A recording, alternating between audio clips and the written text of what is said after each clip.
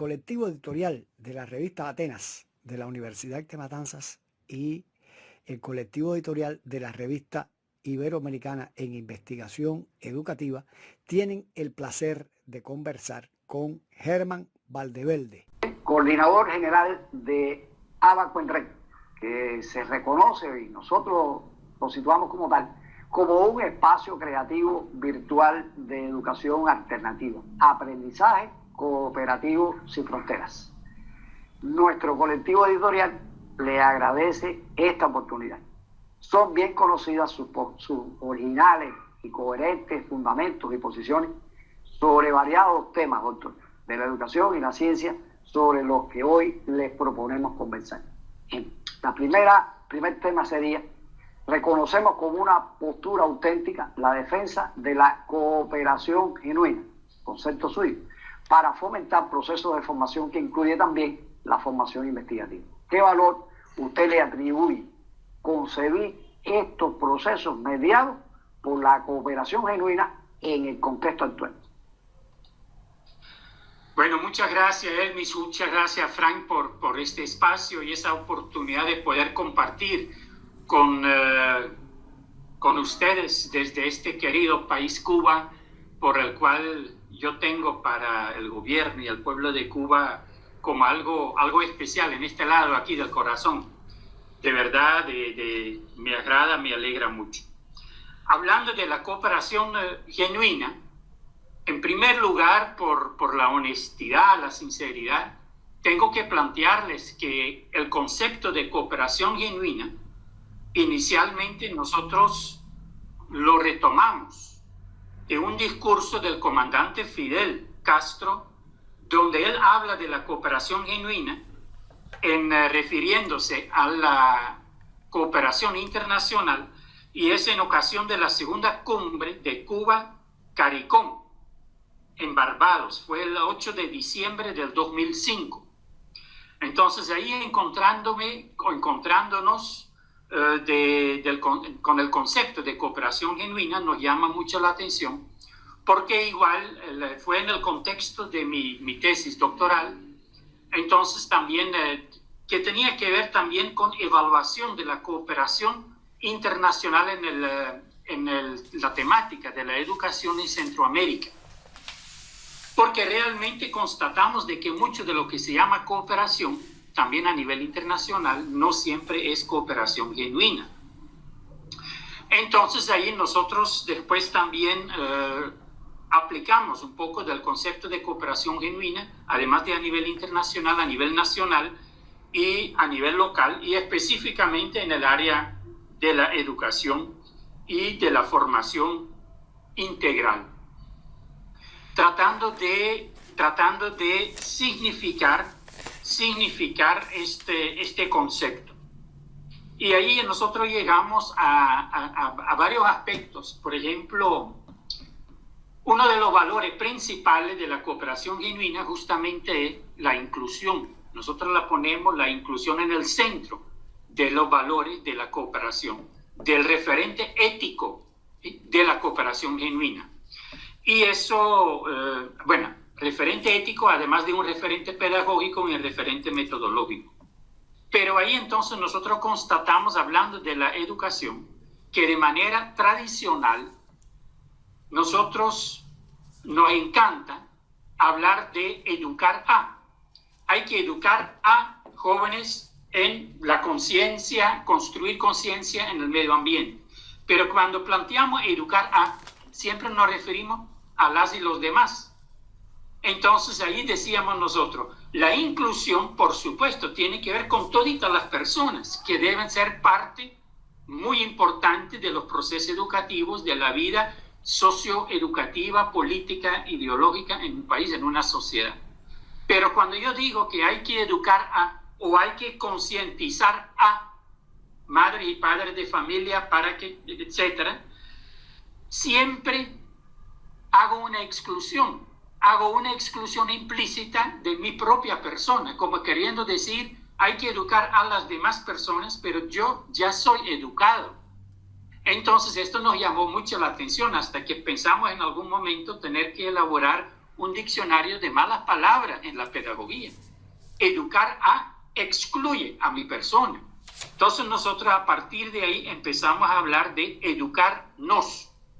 También empezamos a hablar, a considerar desde ese enfoque de la cooperación genuina, también en el aula, en todos los niveles, de que tenemos que buscar esa relación horizontal que implica una cooperación genuina. El ambiente de una cooperación genuina como ambiente educativo. Entonces ahí de repente, si decimos nosotros hay que enseñar a, bueno, si yo enseño, otro aprendo. Pero si yo digo que yo enseño, es que yo sé y el otro no sabe. Mientras que en la actualidad, con tanto acceso a fuente de datos, a Internet, a través de Internet, a través de los libros, a través de las bibliotecas, a través de otras personas, realmente no es cierto que yo sé y el otro no sabe, sino más bien desde ese enfoque de la cooperación genuina, para nosotras y nosotros es muy importante que en vez de querer enseñar siempre, como el supuesto sabio, que más bien debemos facilitar ambientes educativos donde todas y todos aprendemos, incluyéndome a mí como facilitador, como docente. Yo también tengo que aprender de mis estudiantes. Entonces este es un elemento muy importante. En vez de concientizar a otros, nada más nosotros hablamos de concienciarnos, o sea, construir nuestra propia conciencia junto con las y los demás, porque nunca voy a llegar yo a un nivel donde realmente mi nivel de conciencia ya está como concluida. Yo creo que es un reto enorme de seguir construyendo conciencia toda la vida. Aprendemos toda la vida hasta que, diría yo, la muerte nos separa de ese aprendizaje, porque allí sí, ya no. Entonces, en este sentido, me parece muy importante que de verdad estoy de acuerdo con el planteamiento de ustedes que la cooperación genuina es como una postura auténtica para fomentar procesos de formación. Y si ustedes me lo permiten, yo podría darle como algunas experiencias personales que hemos tenido en ese sentido. Mi experiencia personal como docente, como profesional de la educación en la docencia, yo me acuerdo al inicio cuando yo vine a Nicaragua de que yo estaba feliz cuando ya teníamos un libro de texto en el cual yo me podía basar para trabajar con mis estudiantes. Yo me acuerdo, fue un libro de texto de Cuba y más bien traducido del ruso, la pedagogía de Sabin en el área de la pedagogía, igual en el área de la psicología, pero yo contento, feliz. Posteriormente, con los años, creo que como profesionales de la educación, nos interesa como que de repente podamos tener un texto propio, un libro de texto propio, de autoría propia. Y también lo disfruté cuando yo lo logré en diferentes áreas de investigación científica, metodología de investigación científica, en pedagogía general, evaluación educativa, etc.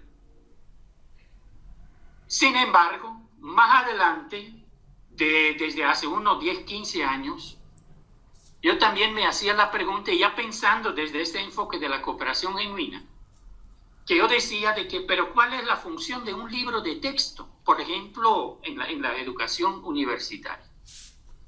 Implícitamente, yo estoy diciendo a mis estudiantes, lo que ustedes tienen que aprender está en este texto. Y más bien, inconscientemente, les podría estar limitando para que vayan a buscar datos, vayan a profundizar en elementos que son parte del programa de estudio, pero que va más allá de lo que dice el libro de texto. Y como igual ustedes saben, todo libro es limitado. En un libro no podemos ponerlo todo. Entonces yo empecé a trabajar con el enfoque de la cooperación genuina, otra estrategia que más apunta a aprender investigando, todas y todos, aprender compartiendo, aprender significando desde una actitud crítica frente a los datos que podemos encontrar en Internet, por ejemplo, donde hay tanta basura. Esto yo creo que lo podemos mencionar como saber leer. Y cuando digo saber leer me acuerdo de palabras de José Martí, que dice, saber leer es saber andar, saber escribir es saber ascender. Entonces esto es algo que yo quise como aplicar directamente en nuestra experiencia educativas.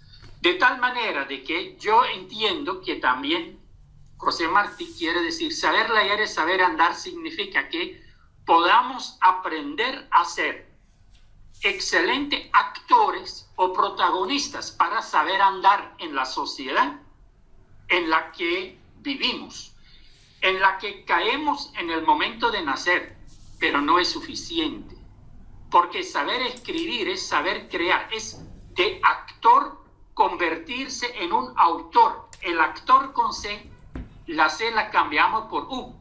Entonces, en vez de actor, nos convertimos en autoras y autores de nuevos escenarios acordes a ese proyecto político, ideológico, pedagógico que compartimos también a nivel de la nación, a nivel de la sociedad.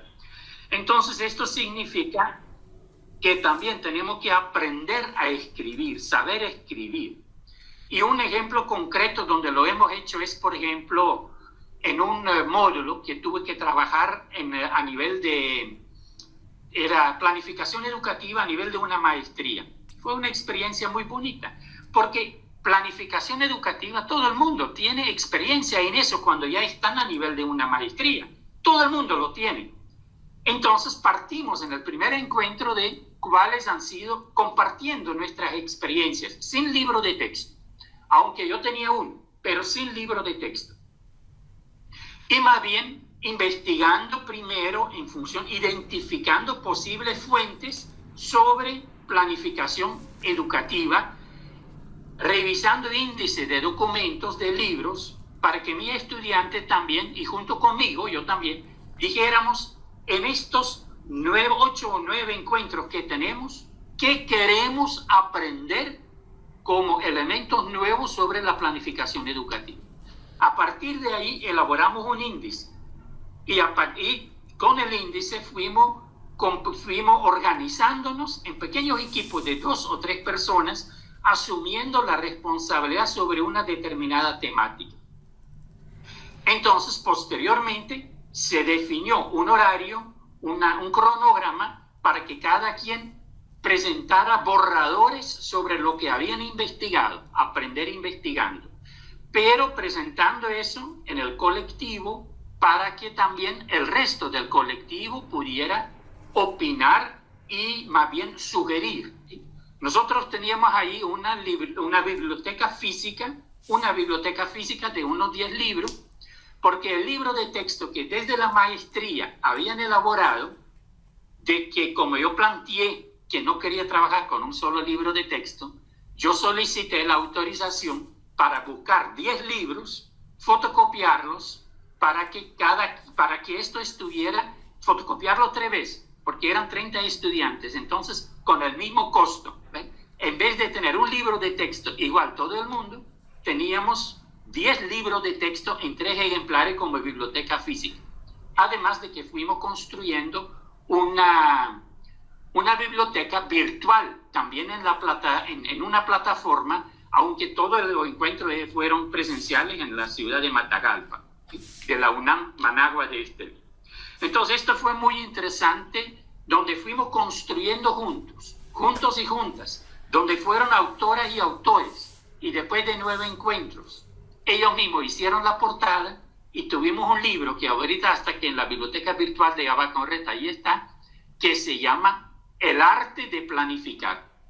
Y no digo que ese libro es lo mayor, es lo excelente que... No, pero es un producto de cooperación genuina entre 31 personas, 30 estudiantes y mi persona, y somos coautoras y coautores de un libro donde reflejamos lo que aprendimos. Entonces, de verdad fue una experiencia súper bonita. Bueno, yo igual podría hablar de otro libro que de esta misma manera elaboramos, fue a nivel de un doctorado, donde el título del libro después era Ser docente, apuntes sobre formación y evaluación docente.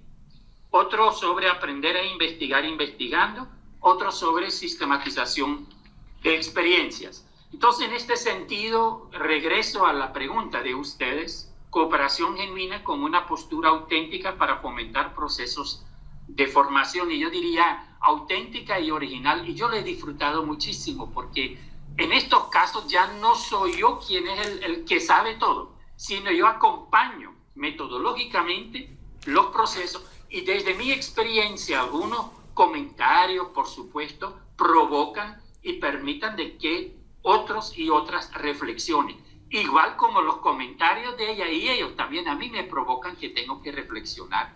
Y de repente tengo que reconocer de que, ¡ay, qué interesante lo que dijeron ellos y ellas!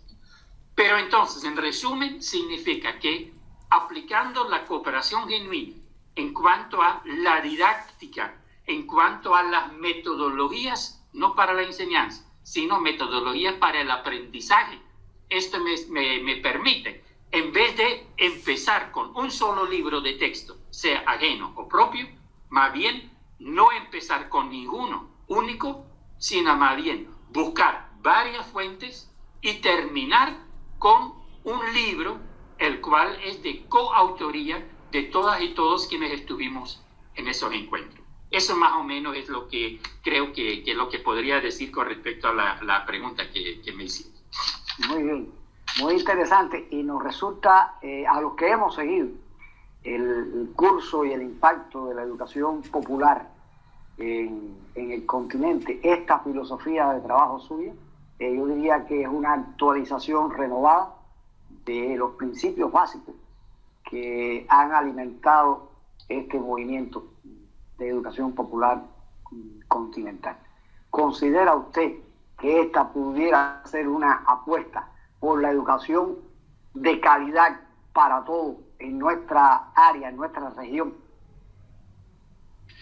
Mire, yo creo que sí, porque, bueno, si nosotros hablamos de cooperación genuina como una visión vital esencial, al inicio nosotros le decíamos un paradigma, pero consideramos a nivel de equipo, porque yo hablo aquí en plural, no porque me gusta el plural para hablar de mí, yo lo hago sinceramente porque toda esta propuesta nuestra es una construcción colectiva, no solo de Hermann, una construcción colectiva que también viene de la historia de las experiencias pedagógicas de cada una de las personas que forman parte de este equipo. En nuestro equipo, por ejemplo, tenemos a Maribel, quien ha estado muy activa en el área de la educación desde la Cruzada Nacional de Alfabetización en Nicaragua en 1981, que es una experiencia de cooperación genuina en el área de la educación enorme en aquel tiempo, que después tuvimos otras experiencias. Ella fue la coordinadora de educación de adultos, en mi caso formación docente. Otra persona que es parte de nuestro equipo de Abaco en Red es quien fue durante 10 años la directora de formación docente a nivel nacional en Nicaragua, la compañera Arline Calderón. Entonces, igual tenemos nosotros ahorita también en el equipo, por ejemplo, recién integrado una persona joven, Winnie, que también que fue parte anterior de cooperativa de vivienda, por ejemplo, en Matagalpa. Pero bueno, lo que yo quiero decir aquí es de que la cooperación, que ya no hablamos de paradigma, porque a veces lo de paradigma es como muy cerradito, cerrado en el sentido, ¿sos parte de ese paradigma o no lo sos? Y entonces el paradigma es como un modelo.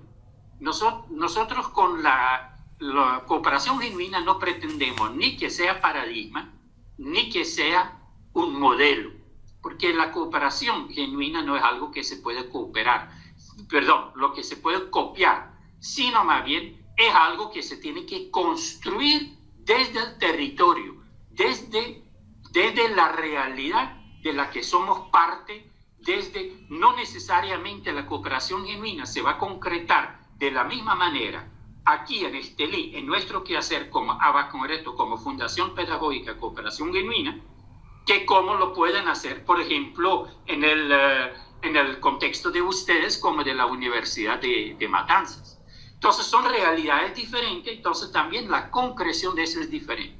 Por eso, en vez de hablar de un paradigma. Nosotros lo consideramos en este momento como una visión vital esencial, una visión que implica esencia para la vida, para calidad de vida, y ya no solo a nivel de educación, sino más bien a nivel de la vida, con todas sus áreas. Por ejemplo, muy específicamente nosotros hablamos de la cooperación genuina a nivel del desarrollo comunitario, del desarrollo territorial, la cooperación genuina a nivel de una economía social solidaria, que también es muy importante, y donde hablamos, por supuesto, del cooperativismo como un movimiento a nivel mundial, del cual también nosotros podemos aprender muchísimo.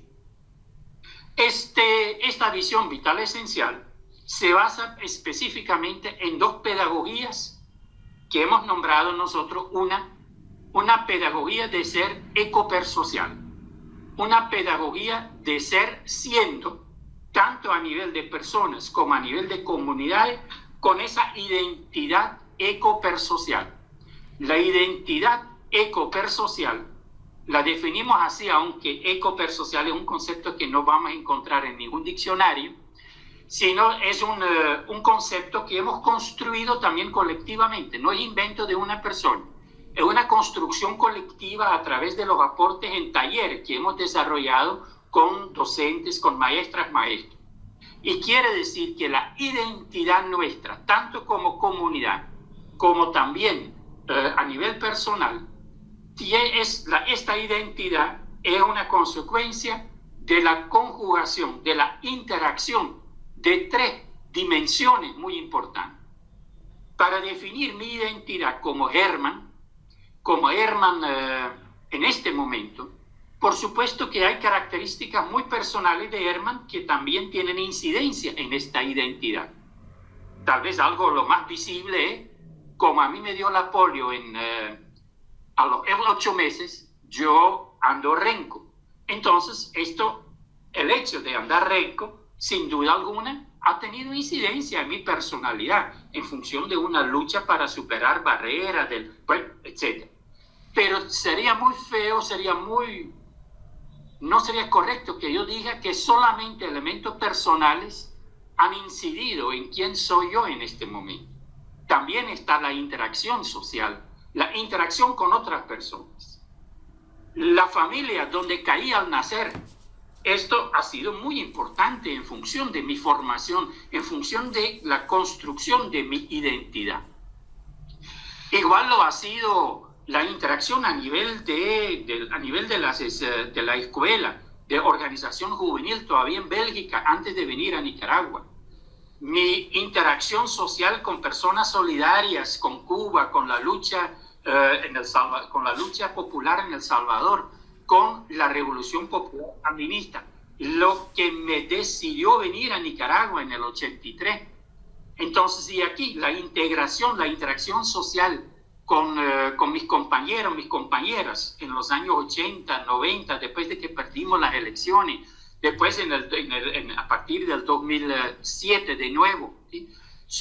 Toda esa interacción social son elementos muy, muy importantes. Mi participación en el doctorado en Cuba ha sido fundamental, mi interacción tan rica que tuvimos con el compañero y profesor Norberto Valcárcel, de que fue una experiencia enorme a nivel de debate que pudimos tener en el transcurso de la elaboración de la tesis doctoral. Pero además de eso también está la parte que nosotros la llamamos ecológica, ecopersocial, que tiene que ver con el contexto, con el territorio, en el sentido de que si yo hubiera decidido no venir a Nicaragua, sino, por ejemplo, ir a Brasil o ir a Cuba, en el 83, en este momento, 2022, el Hermann que está platicando con ustedes sería otro. No sería el mismo, porque también ese contexto incide mucho. Esa fue mi razón fundamental, estando consciente de eso, que yo personalmente opté por hacer mi doctorado en Cuba y no hacerlo, por ejemplo, en Europa o en Estados Unidos, sino más bien fue una opción consciente de querer hacerlo en Cuba, justamente por ese por ese contexto que yo sabía que también era un contexto donde yo podría aprender mucho más acorde a mi propia ideología. Y esa cooperación genuina, bueno, entonces esto tiene como elemento ahí esa pedagogía de ser. El otro elemento es la pedagogía de la significación. Consideramos de que dentro de la cooperación genuina es muy importante estar consciente que todo lo que se nos ocurre en la vida lo significamos. Significamos esos hechos, esas experiencias. Tenemos un encuentro aquí ahorita virtual, aunque también presencial, ¿verdad? Porque aquí estamos. Yo no sé a veces lo que hay que decir. Decimos virtual, pero estamos presentes. Entonces, cuando termina esto, cada uno de nosotros va a construir un significado a lo mejor diferente de este mismo hecho de la plática, de la conversación. Entonces, esto también son elementos importantes. Y para esto nosotros nos referimos para lo de la cooperación genuina, y más adelante les voy a pasar esta lámina, un referente ético, ecosocial, humanista, que es la postura filosófico-político-ideológica de la cooperación genuina. También un referente pedagógico, y ahí tenemos dos elementos en el referente pedagógico. Una educación alternativa popular. Entonces ahí voy a referirme un poquito más a esto, porque esta es como la estrategia. Y cuando ustedes me preguntaron si esta entonces sería la educación popular, nosotros hablamos de educación alternativa popular como educación pública, no como educación privada, sino como educación pública.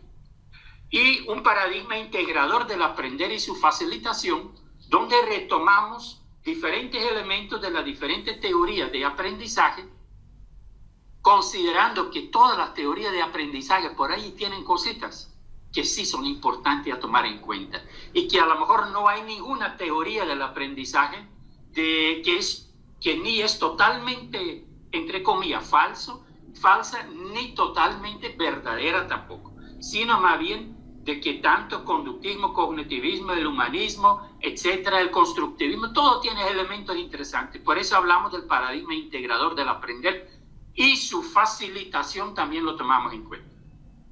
Y después tenemos también un referente metodológico. Ahora, por la pregunta, entonces regreso a lo que es la educación alternativa popular como alternativa o como una estrategia adecuada de cara a garantizar calidad en la educación, en la formación, pero en toditos los niveles. Y de alguna manera los ejemplos que les di en la respuesta a la pregunta anterior ya apunta un poco a esa parte. Aquí tengo una definición nuestra de la educación alternativa popular como educación pública. Y entonces la voy a leer y la voy a ir comentando brevemente. Esa educación alternativa popular como educación pública es aquella que con insumos originales y creativos. Originales significa del origen, o sea, de dónde soy yo. De ahí tenemos que partir para que creativamente vayamos formándonos. Y tiene que apuntar a la formación integral e integradora del ser humano, provocando, y aquí nuevamente, desde su propio ser, partir de lo que somos como producto histórico sociocultural. También José Martí hace mucha importancia en eso, de que la historia es la raíz, ¿sí? Es la raíz de la actualidad. Entonces, para que hoy podamos vivir conscientemente, igual tenemos que conocer nuestra historia. Y entonces esto significa que hay que provocar cambios de actitud, porque ese es aprendizaje. Una de las cosas que planteamos para una educación de calidad, que no podemos conformarnos con cambio de conducta o con acumulación de conocimientos o como construcción de conocimientos, porque realmente podemos hablar de un aprendizaje significativo a partir del momento que haya cambios de actitud en las personas, Cambios de actitud que solo son posibles cuando haya construcción de saberes que parten de nuestra propia historia, del contexto nuestro que vivimos en ese momento. Y ahí planteamos que todo esto basado en una cooperación genuina y orientados a un emprendimiento social de calidad. Porque si hay cambios de actitud, también la pregunta es, ¿qué hacemos con eso? Para hablar de calidad educativa tenemos que estar conscientes, ¿qué hacemos con lo aprendido? Si yo no hago nada con algo que supuestamente aprendí, posiblemente no lo aprendí. Todo esto implica necesariamente dos cosas. Uno, la apropiación crítica de la herencia histórica sociocultural de una sociedad para poder ser actor con C, actor en la convivencia sociopolítica y económica actual. ¿Sí? Lo que decía José Martí, saber leer es saber andar. O sea, saber leer también, no solo literalmente, pero a nivel general, saber leer tu contexto, ¿sí? Entender, comprender esta sociedad en la que caímos al nacer. Porque es importante que uno pueda ser actor consciente en esa convivencia sociopolítica y económica en la actualidad. Pero también es importante de que haya un aporte creativo y constructivo de nuestras y nuestros estudiantes, de nosotras y nosotros, como autoras, ya no con C, con U, como autoras y autores de la cultura y de la sociedad. Porque si no hay autoría, significa que no vamos a ir avanzando. Entonces el desarrollo positivo, un desarrollo educativo de calidad, implica también todos esos aportes que se tienen que poder dar, no solo a nivel de universidades, sino también a nivel de educación técnica, por ejemplo, o a nivel de educación en general. Aportes creativos y constructivos como autoras y autores de la cultura y de la sociedad en la que la persona se desenvuelve junto con los demás seres vivos en todas sus dimensiones. Cuando digo en todos los demás seres vivos, no solo como seres humanos, sino también de que todo lo que es la parte ecológica, la tierra, el universo, todo esto en general. ¿Sí? Y de poder crear, de poder construir como autoras y autores desde chiquito, sería muy, muy interesante. ¿Sí? Y yo creo que aquí igual, me acuerdo ahorita de las palabras de José Martí cuando dice solamente un pueblo culto puede ser un pueblo verdaderamente libre. Entonces, de que ser culto quiere decir no solo saber historia. Es muy importante saber la historia, pero también saber aportar a seguir haciendo historia como un elemento muy importante. Regreso a la pregunta. Y ustedes preguntaron de que si esto de la educación popular, yo diría ahora la educación alternativa popular, que esto considera esto como una apuesta para la educación de calidad para nuestro continente. Creo que sí. Y fundamental en esa parte, me gusta que ustedes pusieron para nuestro continente, porque yo creo que copiamos demasiado de otros continentes. Y hay tanta riqueza en nuestra América de que deberíamos profundizar mucho más en esta parte para que también logremos aportar a esta cultura, a esa sociedad nuestra americana, que es muy diferente. Por eso la decolonización sigue siendo un reto permanente todavía, porque nuestro pensar y sentir de repente nos han impuesto ideas, nos han impuesto componentes, dimensiones, elementos que no sé en qué medida de verdad tienen que ver con nuestra propia historia aquí en nuestra América. Por ahí creo que la segunda pregunta. Hermano, verdaderamente muy interesante, y le confieso que me siento admirado, me siento gratamente impresionado, sobre todo cómo ha manejado y ha insertado a Martí, el pensamiento de Martí, en su reflexión, que de hecho también nos presenta líneas, nos presenta facetas por los que creo que tendremos que tener otra conversación en un futuro para seguir profundizando sobre eso, que nos ha dejado encantados. Martí decía que dos madres tienen los hombres, la naturaleza y las circunstancias. Para pensar por ahí en lo que usted está, la definición que usted estaba diciendo. Martí nos decía que se ha de saber lo que fue, porque lo que fue está en lo que es. Y esto que usted ha utilizado de saber leer y saber andar, de saber leer nos conecta.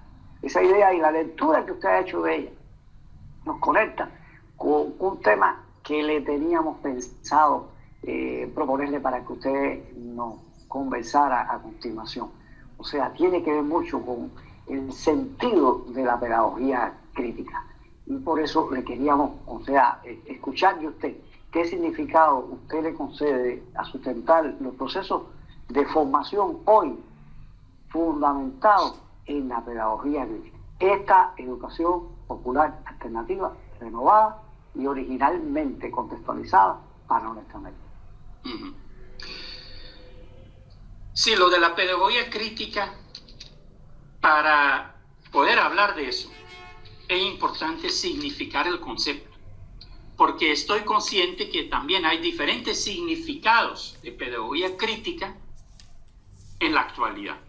Y pueden haber significados desde, de repente, algunos que dicen que el origen de eso viene más del norte, de la pedagogía crítica. Pero más que ver, en este caso, los significados desde el norte, me parece muy importante significar el concepto de la pedagogía crítica en nuestro contexto, nuestro americano. Y para eso yo diría, el significado que yo le doy tiene que ver muchísimo con mi respuesta ya a las dos preguntas anteriores. También podría decir, para retomar un concepto de Paulo Freire, donde él habla criticando justamente la educación bancaria. Entonces yo creo que en ese sentido la pedagogía crítica es la que nos lleva a una educación liberadora, una educación justamente contraria a la educación bancaria. Igual lo podríamos llamar, creo, una pedagogía comunitaria, una pedagogía desde la comunidad, donde se fomenta este aprender a leer y a escribir, las dos cosas, desde el territorio, desde la comunidad, y donde la escuela es parte de la comunidad. Pero no solamente el aprender a leer y aprender a escribir es desde la escuela. La escuela es muy importante, pero no es esto la única fuente. La experiencia en el aula no es la única fuente. La convivencia desde la comunidad es una fuente importantísima para esta educación de calidad. Entonces, una pedagogía crítica es algo que lo toma en cuenta. Y creo que para nosotras y nosotros esa pedagogía crítica se refleja en esta pedagogía de ser siendo. De repente aquí yo le digo que me acuerdo que en algún momento, hace unos años, la UNESCO decía, y lo impuso a nivel mundial, no me acuerdo literalmente, ni quiero investigar tampoco cómo era, pero decía que aquí hay que aprender a conocer, aprender a saber, aprender a hacer, y de repente ahí también salía aprender a ser. Si nosotros tuviéramos integrado de verdad la reflexión desde una filosofía o pedagogía crítica, yo diría, nosotros hubiéramos planteado desde el inicio aprender a ser. ¿Será que este niño o esta niña que nace todavía no es? ¿Tiene que aprender a ser todavía? Yo siento, desde mi punto de vista, desde mi significado que yo le doy, que esto es una grosería. Porque ese niño, esa niña que acaba de nacer ya es. Lo único que no es una persona adulta, por supuesto. Y tiene que crecer, tiene que formarse, tiene que educarse, etcétera, etcétera. pero ese niño ya es. Entonces, en una grosería que tenemos cuando decimos hay que aprender a ser, por lo menos deberíamos decir aprender a ser siendo. Sin embargo, yo no vi nunca en ningún, hasta el momento, ¿verdad? Seguro que hay, pero yo no le he visto todavía algún escrito donde se critica esa parte. Otro elemento, por ejemplo, que desde una pedagogía crítica, me pregunto, todo eso, lo de la educación basada en competencias. Esto es algo que desde el Banco Mundial se nos ha impuesto en todos los países. Aquí en Nicaragua, en la universidad, es un sistema de educación basada en competencias. Y seguro que en cada país se retoma eso para no caer fuera de lo que organizaciones o organismos internacionales plantean o requieren en función de poder de condicionar alguna ayuda, algún apoyo. Pero yo me pregunto, ¿de verdad hemos analizado críticamente, desde un enfoque de una pedagogía crítica, lo que significa una educación basada en competencia? Antes se hablaba de educación basada en objetivo, educación basada en resultados, y ahora educación basada en competencia. Pero yo diría, no, es 3 veces lo mismo. 3 veces se va hacia el producto nada más. ¿Será que el producto puede ser el único indicador para hablar de calidad educativa? ¿O más bien el proceso que lleva ese producto puede ser un indicador mejor para poder valorar la calidad del producto? Con esto, con frecuencia, yo doy un ejemplo muy sencillo. Creo que en Cuba no, pero nosotros en Nicaragua tenemos un sistema de evaluación de puntos que no deberíamos tener, creo yo. Los puntos son estos son también, creo yo, un invento capitalista que no nos ayuda en nada, sino más bien promueve el competir para ver quién tiene más puntos. Pero bueno, digamos de que 2 niños y niñas, un niño y una niña, tienen los 2.75 en calificación de promedio. Pero si nosotros miramos 2 situaciones, que un niño siempre ha tenido de 95 para arriba y ahora tiene 75.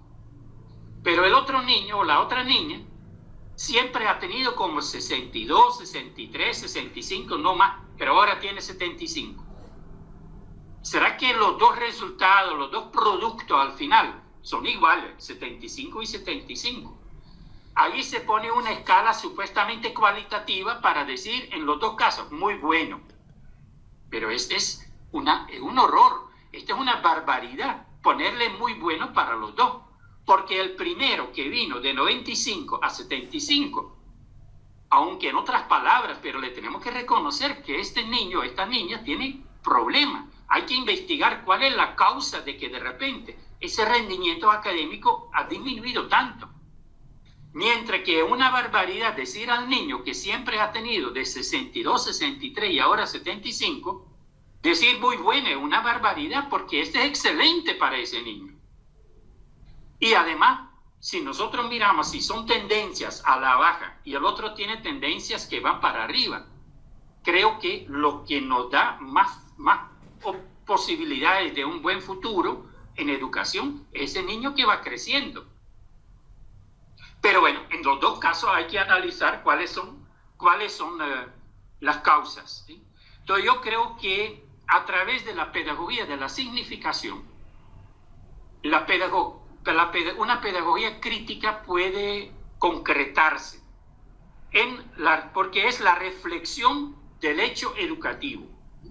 Ahí nosotros podemos ir,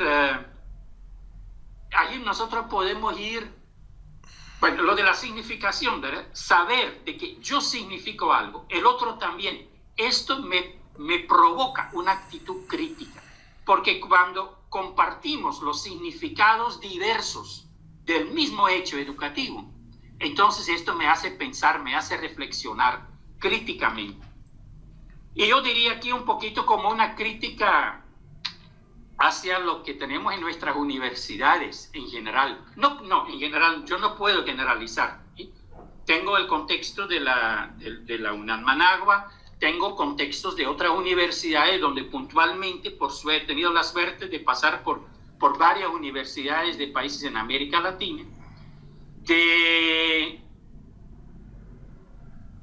donde yo creo que todavía nuestras universidades funcionan muchísimo bajo una concepción colonizada, donde muchos queremos todavía copiar de lo que hay en Europa, lo que hay en los Estados Unidos, lo que hay en Canadá, en vez de ir construyendo de verdad lo propio nuestro desde nuestra América y no dejarnos imponer. Por ejemplo, yo me pregunto, cuando hablamos de esa educación popular, nosotros decimos ahorita educación alternativa popular. No decimos educación popular alternativa. Al inicio decíamos eso, pero después vimos que de la educación popular no hay diferentes alternativas. Más bien, la educación alternativa debe ser popular, porque también hay educaciones alternativas que no son populares, son elitarios, por ejemplo, y eso no es lo que pretendemos. Por eso decimos educación alternativa popular como educación pública. Pero, por ejemplo, en vez de tener... El otro día tuvo una conversación también y de repente preguntan, la idea de ustedes de cooperación genuina está basado, por ejemplo, entonces mencionan nombres de pedagogos con alguna historia, pero desde Europa o desde Estados Unidos. Pero yo creo que aquí nosotros tenemos Simón Rodríguez, tenemos Pablo Freire, tenemos Mariátegui, Orlando Falsborda, el propio José Martí, etcétera, etcétera. Hay muchas fuentes aquí que deberíamos profundizar mucho más en sus aportes, porque son aportes que vienen desde nuestras realidades. O sea, de que tenemos que elaborar, creo, y seguro que ya tiene, ¿verdad? Pero ampliar, profundizar aún más como reto en todos los sentidos de construir esa matriz de una educación desde nuestra América. Y en primer lugar soy autocrítico. Lo nuestro, desde la propuesta de la cooperación genuina, hemos hecho unos primeros pasitos de cara a esta visión de la cooperación genuina que se ha ido construyendo colectivamente desde el contexto de Nicaragua, Centroamérica y Cuba, a través de eso de la experiencia del doctorado, y con aportes de otros países de América Latina. Entonces, ¿cómo podemos nosotros enriquecer aún más esto con estudios en cuanto a los saberes ancestrales de nuestros pueblos originarios, donde hay muchos ejemplos también de cooperación genuina, aunque en ese momento no se nombraba de esta manera? Pero sí, seguramente desde el estudio de estos saberes ancestrales va a ser posible seguir enriqueciendo todavía esa visión vital esencial de la cooperación genuina.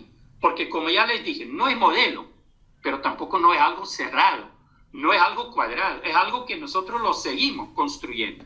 Y si ustedes miran algún escrito de Abaco Enrique, desde hace 10 años, ustedes van a ver que en ese momento el esquema que teníamos de la cooperación genuina es diferente que tenemos ahora, porque es algo dinámico, eso tiene que seguir construyéndose. Entonces, en esta parte creo que una pedagogía crítica, por ejemplo, es una pedagogía que integra la subjetividad al quehacer educativo para que sea de calidad.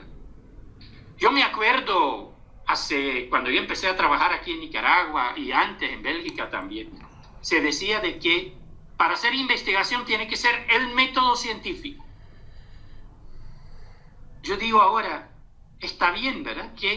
Pero yo prefiero no hablar de el método científico. Yo prefiero hablar de metodología científica.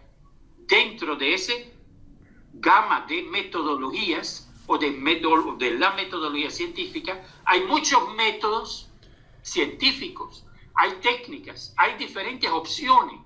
Hacer ciencia no es una sola opción. Para hacer ciencia, la creatividad metodológica, la transparencia metodológica, el enfoque holístico, la sistematicidad, todo eso son elementos muy, muy importantes, pero también la conciencia de que la subjetividad siempre será parte de la realidad que vivimos, de la realidad que construimos. Y si queremos investigar esa realidad, hay que integrar esa subjetividad. Subjetividad no es lo mismo que amiguismo. Amiguismo es corrupción. La subjetividad quiere decir, a partir del momento que identificamos un problema, en todo caso, ese problema que identificamos, aunque haya datos estadísticos que lo demuestran, pero es porque yo como investigador o nuestro equipo investigador subjetivamente le damos importancia a ese problema.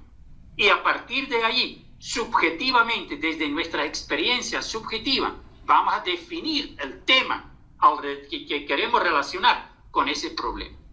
Otra de la subjetividad, yo diría, en la investigación científica, ¿y por qué siempre partir de problemas? Y desde ese enfoque de una pedagogía crítica, ¿por qué no podemos partir de sueños? Investiguemos cómo concretar un sueño en vez de cómo resolver un problema. En el fondo es lo mismo. Porque un sueño no concretado es porque hay algo en nuestra realidad que no es como nosotros quisiéramos que fuera. Entonces es un problema. Pero la idea de investigar sobre concretar sueños, como que me motiva más, como que más con una actitud positiva, constructiva, como posibilidades, tampoco no como modelo, ¿verdad? Entonces yo creo que tenemos que estar conscientes desde ese enfoque de la pedagogía crítica que la ciencia también es una construcción social humana, ¿sí? Donde de repente, por ejemplo, mi experiencia, deberíamos de ver ustedes también en la Universidad de Matanzas o en otras universidades, ya hicieron referencia también en Bolivia, para mí es una falsa contradicción cuando se habla de lo cuantitativo y lo cualitativo. Cuando a mí me tocó trabajar la parte de investigación en el contexto de una maestría, donde está el texto y un video por ahí hay sobre aprender a investigar investigando. Entonces eran 3 cursos de metodología de investigación: cualitativo, cuantitativo y después investigación, acción participativa, como módulos por separado. Entonces yo les planteé a las autoridades de que yo con gusto trabajo eso, porque además, aparte de eso, habían seminarios de tesis. Sí. Entonces, pero yo les decía, pero no quiero separar esos elementos.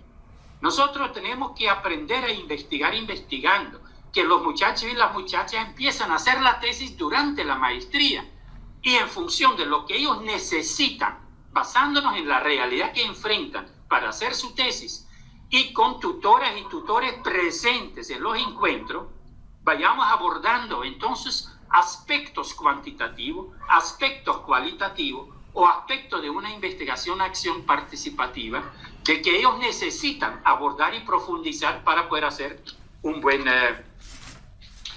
trabajo. Entonces, por ahí creo yo que son elementos muy importantes. Yo creo que también otra cosa donde se relaciona mucho lo de la pedagogía crítica con la pedagogía nuestra desde el enfoque de la cooperación genuina. Uno de los elementos fundamentales con eso de la pedagogía de significación es tenemos que aprender no solo a respetar la diversidad entre personas que compartimos un sueño. Además de aprender a respetar esa diversidad, también hay que aprender a disfrutar esa diversidad. Disfrutar la diversidad tiene límites. Por eso nosotros le ponemos el apellido de entre las personas que compartimos un sueño. Cuando compartimos ese sueño de la sociedad que pretendemos, el horizonte de una sociedad basada en cooperación genuina, si compartimos ese sueño, que estemos claros también de que habrá mucha diversidad entre todas las personas que compartimos ese sueño. Pero esta es una diversidad que podemos disfrutar, ¿eh? La alteridad, la complementariedad entre los pensamientos, los sentires y los aportes también de cada quien. Bueno, yo creo que por ahí va un poco la cosa, lo de la pedagogía crítica, ¿verdad? Que por supuesto hay mucho más que decir todavía. Un elemento, solo menciona el concepto, ¿verdad? Que nosotros hablamos mucho del diálogo en encuentro. Es necesario encontrarnos primero para establecer el diálogo. Si no hay encuentro, tampoco el diálogo es posible. tiene que ver eso con la misma educación popular, la educación alternativa popular, que creo yo es una expresión concreta de lo que puede ser la pedagogía crítica. Adelante. Muy bien, doctor Germán. Yo me cuento entre los que ha compartido y ha empleado ese video suyo donde usted establece, vamos a decir que los falsos límites entre los paradigmas a la hora de asumir la práctica, la concepción y la práctica de la investigación educativa en nuestros contextos educacionales y escolares. Finalmente le pedimos un comentario para cerrar la entrevista, muy enjundiosa, dicho sea de paso, sus reflexiones en torno a los temas que le hemos propuesto. Nosotros estamos convencidos de la importancia que tiene el hecho de formar ciudadanos críticos, el hecho de que las escuelas sean verdaderamente espacios de creatividad, de reflexión, de la utilización de la investigación como herramienta de mejora, ¿no? Y para ello los docentes tienen que estar debidamente preparados, actualizados, y con ese espíritu de constante ajuste a la realidad que nos ha tocado vivir y contribuyendo siempre a la gestión de la calidad de la educación. Entonces, en torno a este tema, yo le diría que nos gustaría escuchar una última reflexión suya en el día de hoy sobre la utilidad que tiene para nuestro contexto social y cultural formar ciudadanos críticos, utilizar la investigación como herramienta de mejora y como contribución también a la calidad constante de la educación. Sin duda alguna, la investigación es sumamente importante, sumamente importante. Donde fallamos, creo, es de que la investigación le hemos dado un carácter excluyente, como que investigar solo es de grandes expertas y expertos con títulos, encerrados en su mundo académico. Y se nos olvida que el niño, la niña, desde que nace, investiga. Si nosotros hiciéramos como mucho más énfasis en esa experiencia investigativa desde chiquito, ese niño, esa niña que empieza a explorar su mundo alrededor, que de los tipos de contacto que pueda tener con las personas que lo acompañan en ese crecimiento, y que más adelante la investigación fuera desde preescolar, desde el CDI, preescolar, primaria, después secundaria, de que la investigación fuera más una metodología permanente para el aprendizaje, mucho más que el querer transferir conocimiento, sino más bien el descubrir conocimiento. Y por lo general serán descubrir conocimiento que ya existe, pero cuidado con toda la creatividad que hay. De repente podemos también con estudiantes jóvenes descubrir conocimientos que a lo mejor en nuestros contextos son conocimientos nuevos. Entonces yo sin duda alguna, y digo yo eso de la juventud y todo eso, ¿verdad? Porque aquí también me acuerdo de José Martí que dice, quien se alimenta de ideas jóvenes, vive siempre joven. Entonces quiere decir, hagamos eso, escuchar a la juventud, pero escuchar a la juventud a partir de facilitar espacios donde ellos puedan descubrir, donde ellos puedan investigar de verdad alrededor de eso. Y yo diría que sea una investigación. Mire, yo trabajé a nivel de un nivel intermedio y después en la universidad. Pero en la universidad también una de las áreas que trabajé con frecuencia era la metodología de investigación. Pero yo me acuerdo de esas experiencias, de que uno se asusta que jóvenes de 17, 18, 20 años no saben investigar, no tienen idea cómo investigar. Si uno de repente le decía de que investigue respecto a tal cosa, y que la pregunta inmediata que venía es, profe, ¿y dónde lo podemos encontrar? Yo no tengo que decir dónde lo van a encontrar, esa es parte de la investigación. Identificar fuente válida para ir construyendo nuevo conocimiento y buscar esos insumos, la fuente para definir esos insumos. Y el otro elemento que yo critico muchísimo en cualquier contexto es que, por ejemplo, alrededor de la investigación se han creado como un mito. Entonces, por ejemplo, dice universidades donde dicen, nosotros tenemos aquí la JUDC, Jornada Universitaria de Desarrollo Científico. Obligan a estudiantes a participar y el que no participa se aplaza. Esto no hay ninguna motivación para participar en eso, sentirse obligado. Pero además de eso, con lo que participan, después tienen que defender lo que hicieron ante un jurado. Entonces aquí tengo dos comentarios. En primer lugar, si a mí me dicen que tengo que defender algo, yo defiendo algo cuando me atacan. Yo me defiendo cuando me atacan.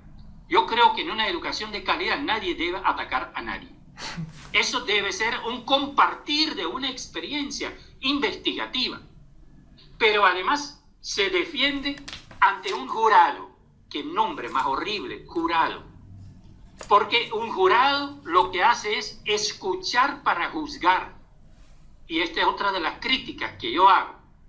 No debemos escuchar experiencias investigativas de nuestros estudiantes para que lo juzguemos, sino tenemos que escuchar para comprenderlas. Es una actitud totalmente diferente. Y yo puedo hacer preguntas para poder comprender mejor, pero no hacer preguntas pensando en, voy a hacer esta pregunta, seguro que no la puedo contestar. O sea, poniendo trampas. Eso no es correcto. Esto no es un ambiente educativo de cooperación genuina. Este es un ambiente educativo que apunta al competir. Y el competir siempre será excluyente. Y por eso nuestras estudiantes van a sus defensas, mal llamadas defensas, ante mal llamado jurado, con un miedo enorme.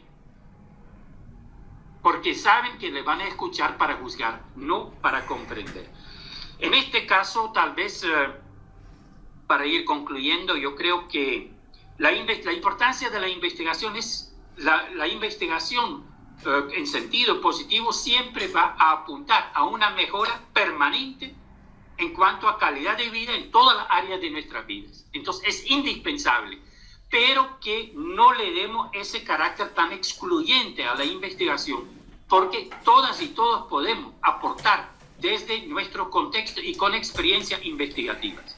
Muy concretamente, nosotros como Fundación Pedagógica Cooperación Genuina y como Abacoret estamos ahorita con unos procesos de investigación donde apuntamos a valorar la calidad del aprendizaje de niños y niñas de 6 a 10 años, más que todo en el área de lectura, escritura y matemática.